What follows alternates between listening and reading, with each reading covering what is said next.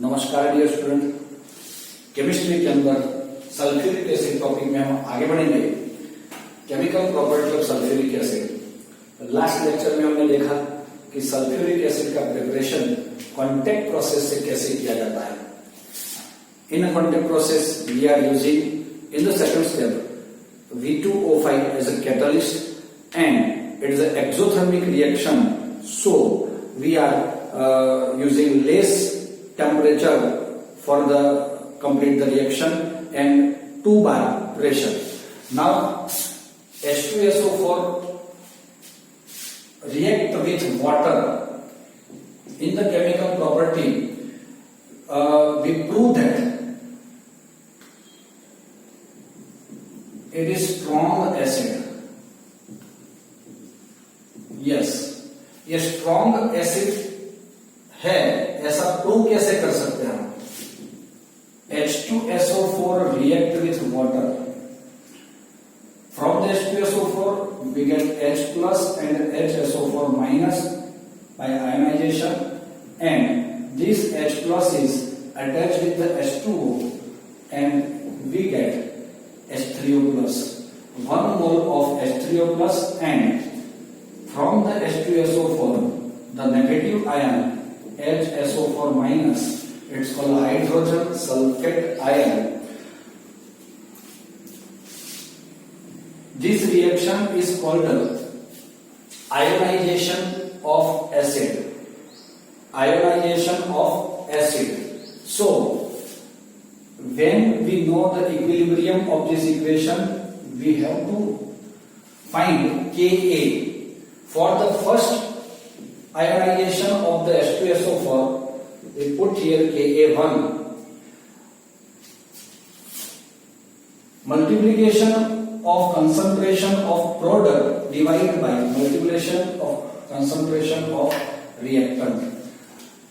The value of Ka1 is 10 kilojoule per, 10 is greater than 10. इसका meaning क्या होगा? Greater than 10 का मतलब ये होता है कि ये सबसे ज्यादा H3O प्लस देता है, क्योंकि हमने ये जो रिएक्शन आगे पढ़ा है उसके अंदर H3O plus HSO4 minus and H2SO4, इसके अकॉर्डिंग अगर Ka1 बढ़ेगा तो सॉल्यूशन के अंदर H3O प्लस बढ़ेगा, H3O प्लस बढ़ेगा तो एसिडिक स्ट्रेंथ बढ़ेगी। ऐसा हम ये पहले स्टेप से फाइंड कर सकते हैं। सो our H2SO4 is the strong acid. In the second step we again react our HSO4 with the H2O. We got SO4 minus 2 plus H3O plus, but the value of Ka2 is equal to 1.2 into 10 raised to minus 2. It is very less comparatively first step. So according to first step we can say it's a strong acid, क्योंकि ये सबसे ज्यादा H plus पानी में लेने की इसकी tendency है। Number 2, it can produce what? Sulfate and acid sulfate compounds. Sulphate का मतलब क्या होता है?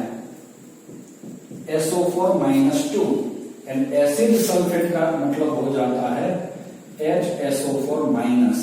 तो हम देख सकते हैं यहाँ पे फर्स्ट स्टेप में वो बाइसल्फेट देता है तो उसी को ही हम एसिड सल्फेट बोलेंगे, और सेकंड स्टेप में H प्लस निकल जाने से हमें सल्फेट मिल जाता है। तो अकॉर्डिंग टू लाइक दिस अगर हम रिएक्शन करते हैं NaOH बेस के साथ, किसका?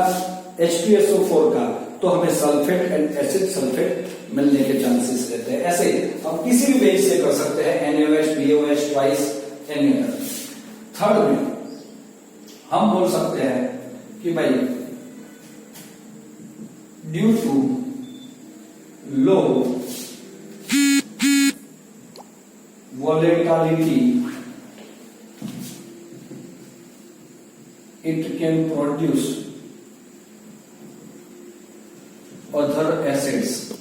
चलो वॉलेटिलिटी इसकी बहुत कम है, तो ये अनदर एसिड बनाने के लिए यूज होता है। खुद तो एक एसिड है, वो खुद सल्फ्यूरिक एसिड है, तो वो दूसरा कौन सा एसिड बना सकता है? तो हम बोलेंगे कि वो दूसरा जो बनाएगा वो आपका होगा HCl, HF और HNO3, same acids, strong acid from H2SO4। तो आप सबको क्वेश्चन होता होगा कि हम इसमें से इसको कैसे बना सकते हैं। तो फर्स्ट ऑफ ऑल NaX क्या होता है? NaX react with H2SO4, sodium X means halide, sodium halide react with H2SO4, we get first of all Na plus X minus H plus HSO4 minus Na plus react with HSO4 minus, we get NaHSO4 and H plus react with halogen HX, where X is equal to what? FCl and NO3।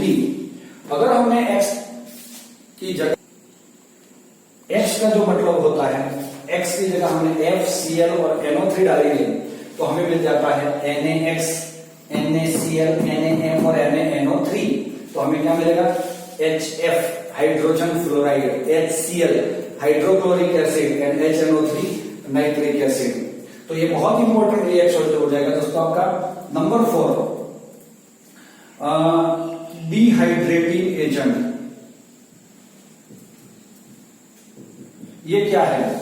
तो जब gas produce होता है किसी reaction से तो उसमें थोड़ा सा मॉइस्चर बच जाता है, तो ऐसे गैस को हम पाइप से निकाल के सीधे ऐसे कंटेनर में ले जाते हैं जिसमें सल्फ्यूरिक एसिड होता है, उसमें से पास करके बाहर निकालते हैं तो उसका जो मॉइस्चर है वो एब्सॉर्ब कर लेता है। जो हमने सल्फ्यूरिक एसिड के प्रिपरेशन में देखा है कि वाटर के बाद सल्फ्यूरिक एसिड से आप SO2 को नहलाते हो, इसका मीनिंग ये होगा कि वो एब्सॉर्ब करता है किसको? मॉइस्चर को। ये भी ध्यान में रखना। एक स्पेसिफिक कंपाउंड है आपके पास C12H22O11, इट्स अ शुगर। अगर इसका रिएक्शन हम करेंगे पानी के साथ, इसको जब पानी के साथ नहीं, सॉरी, सल्फ्यूरिक एसिड के साथ, कंसंट्रेट सल्फ्यूरिक एसिड के साथ अगर इसको हम हीट करेंगे तो हमें क्या मिल जाएगा? 12C, ये टूट जाएगा, और 11H2O। इसका मीनिंग ये हो जाता है कि भाई 12H2O के अकॉर्डिंग हमारा पानी निकल जाता है। तो शुगर जैसे कार्बोहाइड्रेट को ये क्या करेगा? शुगर जैसे कार्बोहाइड्रेट को ये क्या करेगा?